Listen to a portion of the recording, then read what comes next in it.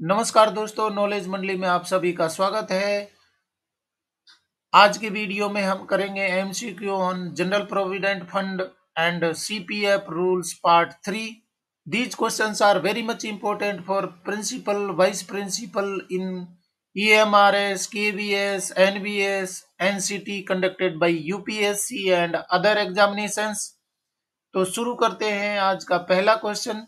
41 GPF subscribers account contains. GPF ग्राहक के खाते में शामिल हैं। क्या क्या शामिल होते हैं जीपीएफ ग्राहक के खाते में? A subscription, B interest, C advances and drawals, D all of the above. इसका करेक्ट आंसर है D, all of the above. GPF subscriber account में सब्सक्रिप्शन, इंटरेस्ट, एडवांसेज और विड्रॉल्स है, ये सारी चीजें हैं वो शामिल होती हैं। Question number 42 permanent withdrawal from the general provident fund during the service of a subscriber can not be made. अभिदाता की सेवा के दौरान सामान्य भविष्य निधि से स्थायी निकासी नहीं की जा सकती। क्या क्या चीजों के लिए नहीं की जा सकती है?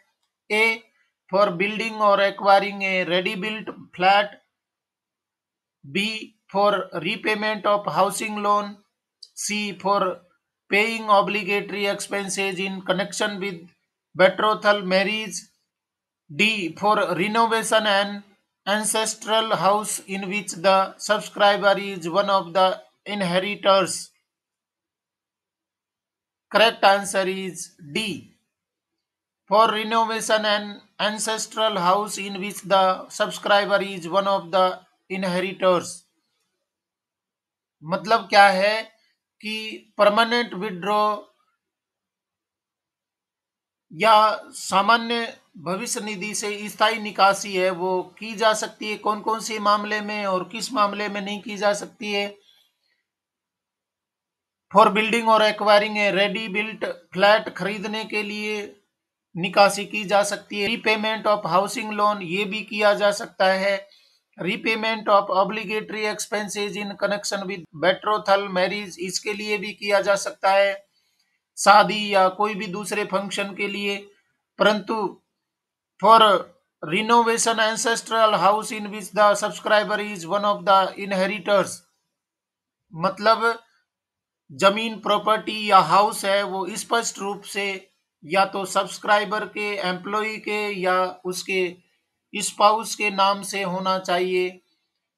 एंसेस्ट्रल पेरेंट में जहां समूह में या उत्तराधिकार में कई सारे लोग शामिल होते हैं, उसके लिए स्थायी निकासी नहीं की जा सकती। Question number 43 the minimum and maximum limits of subscription to the general provident fund are. सामान्य भविष्य निधि में अंशदान की न्यूनतम और अधिकतम सीमाएं हैं। कितने राशि तक मिनिमम और कितने राशि तक मैक्सिमम? मतलब क्या है कि कितने प्रतिशत तक मिनिमम और कितने प्रतिशत मैक्सिमम सब्सक्रिप्शन अमाउंट है वो जीपीएफ में जमा की जा सकती है। तो ऑप्शन है हमारे A 6% of emoluments rounded to the nearest whole rupee and not more than his total emoluments respectively, B 6% of emoluments rounded to the nearest whole rupee and half of total emoluments respectively, C 8% of emoluments rounded to the nearest whole rupee and not more than his total emoluments respectively, D 8% of emoluments rounded to the nearest whole rupee and half of total emoluments respectively। Correct answer is A 6% of emoluments rounded to the nearest whole rupee and not more than his total emoluments respectively। मतलब क्या है कि GPF में minimum 6% एमलमेंट्स हैं वो जमा किए जाने चाहिए, वो अनिवार्य रूप से जमा करने होंगे। और मैक्सिमम कितना कर सकते हैं? टोटल उसको मिल रहा है, टोटल एमलमेंट्स मिल रहे हैं उतने ही कर सकता है। ऐसा नहीं है कि उसके पास में जो सैलरी के टोटल इमेलमेंट्स हैं उससे ज्यादा घर में पैसा रखा हुआ है वो जीपीएफ में डाल दे, ऐसा कभी नहीं होगा।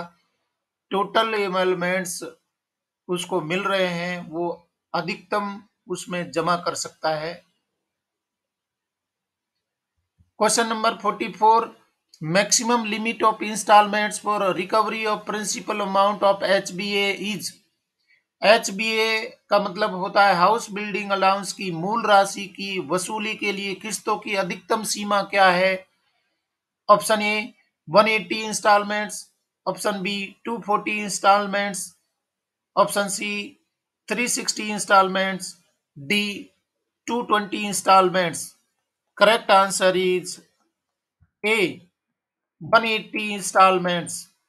मतलब जो मूल राशि है, मूलधन है, जो कि एचबीए के एडवांस के रूप में लिया गया है, वो 180 किस्तों में जमा किया जाएगा और बाकी इंस्टॉलमेंट्स हैं वो होंगे इंटरेस्ट के। Question number 45, maximum amount of withdrawal permissible for housing purposes from GPF is. अर्थ है जीपीएफ से आवास उद्देश्यों के लिए अधिकतम निकासी की अनुमति है कितने राशि तक, कितने प्रतिशत तक? A 90% of the balance, B 50% of the balance, C 75% of the balance, D 50% of the amount at credit और 6 months पे विचेवर इज लेस। इसका सही उत्तर है ए 90% of the balance. Maximum amount है वो हाउसिंग पर्पज के लिए 90% जो उसका बैलेंस है उसमें से लिया जा सकता है।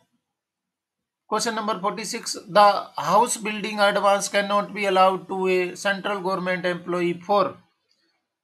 मतलब कि केंद्र सरकार के कर्मचारी को गृह निर्माण अग्रिम की अनुमति नहीं दी जा सकती। कौन से मामले में? A acquiring a plot and building a house thereon, B getting a plot under group housing cooperative schemes and building a house thereon where title will vest in the official after the house of flat is built, c enlarging a living accommodation in the existing house in the name of his son, d constructing a new house on the plot owned by the official jointly with his her spouse. Correct answer is c enlarging a living accommodation in the existing house in the name of his son। इसको नहीं मिलेगा क्योंकि जो house building advance है वो clear title होना चाहिए या तो एम्प्लॉई के या सब्सक्राइबर के या उसके स्पाउस के। इसके अलावा पेरेंट के नाम से है या ब्रोदर के है या सन के है, डॉटर के है, उसके लिए हाउस बिल्डिंग एडवांस नहीं दिया जाएगा।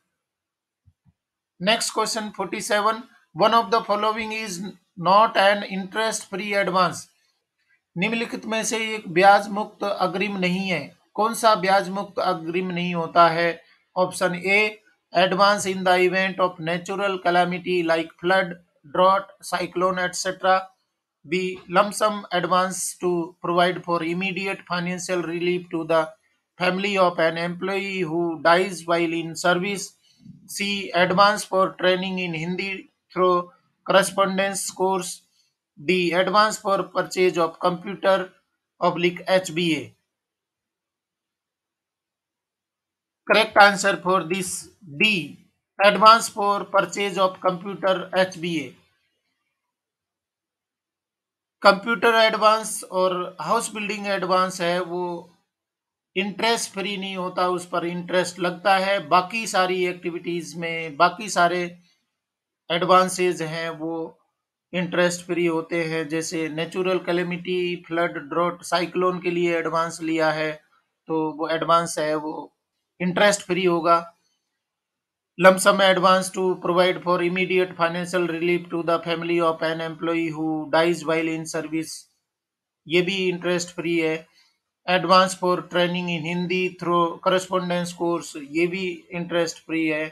कंप्यूटर एडवांस और एचबीए एडवांस है जिन पर इंटरेस्ट लगता है, वही एडवांसेज हैं वो 7th सीपीसी में रखे गए हैं। बाकी सारे एडवांसेज हैं वो बंद कर दिए हैं। Question number 48, GPF final payment authority is issued by. GPF अंतिम भुगतान प्राधिकरण द्वारा जारी किया जाता है, किसके द्वारा जारी किया जाएगा final payment? Option A drawing and disbursing officer, B accounts officer who maintain the GPF account of the subscriber, C appointing authority, D none of the above. Correct answer is B, account officers who maintain the GPF account of the subscriber, ये GPF final payment करने के लिए authorise होते हैं। Question number 49, the GPF subscription should be commenced after the completion of the service of A recruited employee of. मतलब कि GPF सदस्यता एक नए भर्ती कर्मचारी की सेवा पूरी होने के बाद शुरू की जानी चाहिए। कितने दिनों के बाद में, कितने वर्ष के बाद में? A 1 year, B 1 month, C 3 months, D 6 months. Correct answer is 1 year. एक नया रिक्रूटी है, उसके 1 साल पूरे होने के बाद में जीपीएफ सब्सक्रिप्शन है वो शुरू किया जाएगा। Question number 50, one of the following does not come under purview of definition of family as specified under rule 2C and not there under of GPF rules। यानी कि निम्नलिखित में से एक परिवार की परिभाषा के दायरे में नहीं आता है, जैसा कि नियम 2C के तहत निर्दिष्ट और जीपीएफ नियमों के तहत नोट करें। कौन फैमिली में शामिल नहीं किया जाएगा जीपीएफ रूल्स के अनुसार? ऑप्शन है A in the case of a male subscriber the wives, B children included adopted child, C parents, D married sisters. Correct answer is D married sisters. Married sister है वो GPF rules के अनुसार family में शामिल नहीं होंगे, क्योंकि वो शादी होने के बाद में दूसरे पर डिपेंडेंट हो जाती है। डियर फ्रेंड्स, इसी तरीके के बहुत सारे एमसीक्यूज हैं मेरे चैनल पर अवेलेबल हैं। बहुत सारे सर्विस रूल्स हैं वो चैनल पर अवेलेबल हैं। आप चैनल के प्लेलिस्ट में जाइए और सारे वीडियोस देख करके और अपनी प्रिपरेशन को कंप्लीट करिए। साथ में ही चैनल पर एकेडमिक पार्ट है वो भी अवेलेबल है। कई सारे वीडियोज हैं वो एकेडमिक पार्ट के लिए चैनल पर अवेलेबल है, तो आप उन सभी वीडियोज को देखें और अपनी प्रिपरेशन को कंप्लीट करें। देखते हैं next question. Question number 51, in respect of persons found absconding interest to be allowed on GPF up to dash months from the date of report from the police that the employee has not been traced।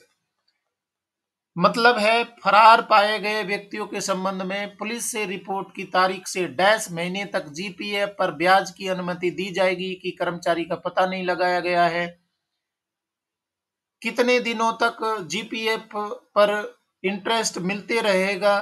अगर कोई कर्मचारी फरार हो गया है और अभी तक पुलिस उसको ट्रेस नहीं कर पाई है, पता नहीं लगा पाई है, तो ऑप्शन है A 3 months, B 1 year, C 6 months, D 5 years.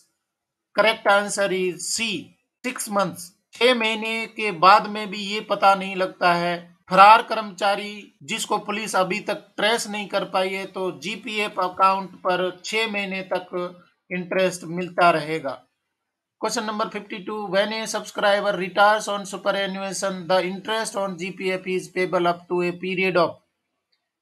मतलब जब कोई ग्राहक सेवानिवृत्त होता है तो जीपीएफ पर ब्याज किस अवधि तक देय होता है? A 3 months, B 6 months excluding the immediate succeeding month, C 9 months, D 1 month. Correct answer is D 1 month. Superannuation पर रिटायरमेंट होता है तो उसके जिस महीने में वो रिटायर हो रहा है उस महीने के अंत तक उसको जीपीएफ पर इंटरेस्ट मिलेगा।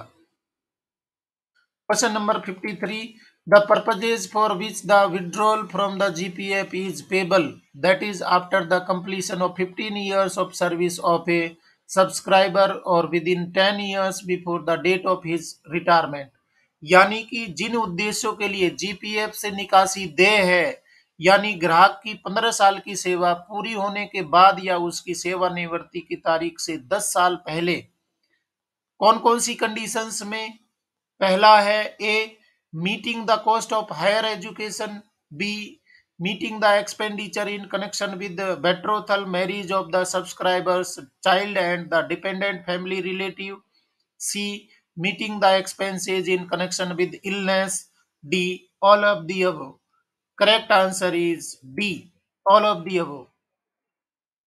जीपीएफ पर विड्रॉल है वो इन सभी कंडीशंस के लिए एप्लीकेबल होता है, और वहां पर क्या कंडीशन लगाई गई है, 15 साल की पूरी होने के बाद या 10 साल रिटायरमेंट के 10 साल पहले तक, जैसे कि हायर एजुकेशन के लिए विड्रॉल किया जा सकता है, या बेट्रोथल मैरिज ऑफ सब्सक्राइबर चाइल्ड और रिलेटिव्स, इनके लिए पेमेंट है वो एडवांस है वो मिल सकता है, और साथ में ही बीमारी के मामले में भी जीपीएफ से विड्रॉल किया जा सकता है। Question number 54, on the death of a subscriber the person entitled to receive the amount standing to the credit of the subscriber shall be paid an additional amount equal to the average balance in the account during the dash immediately preceding the death of such subscriber subject to fulfilling of certain conditions। मतलब कि अभिदाता की मृत्यु होने पर अभिदाता के खाते में जमा राशि प्राप्त करने के हकदार व्यक्ति को डैश की मृत्यु के ठीक पहले खाते में औसत शेष के बराबर अतिरिक्त राशि का भुगतान किया जाएगा, कुछ शर्तों को पूरा करने के अधीन ग्राहक को। मतलब कि कितने एडिशनल अमाउंट एवरेज बैलेंस से अधिक है वो अभिदाता की मृत्यु होने पर किया जा सकता है। Option A 3 years, B 2 years, C 1 years, D 6 months। Correct answer is A 3 years। Question number 55, the interest on house building advance is calculated in the principal of. गृह निर्माण अग्रिम पर ब्याज की गणना डैश सिद्धांत में की जाती है। Option A reducing balance, option B reducing cost, option C compound interest, option D simple interest. Correct answer is A reducing balance. अगर एच बी ए लिया है तो जो इंटरेस्ट की गणना की जाती है वो रिड्यूसिंग बैलेंस थ्योरी पर की जाती है। Question number 56, minimum rate of subscription for GPF is. GPF के लिए सदस्यता की न्यूनतम दर है। बहुत इंपॉर्टेंट क्वेश्चन है, कई बार पूछा जाता है, सिंपल भी है परंतु उतना ही घातक भी है।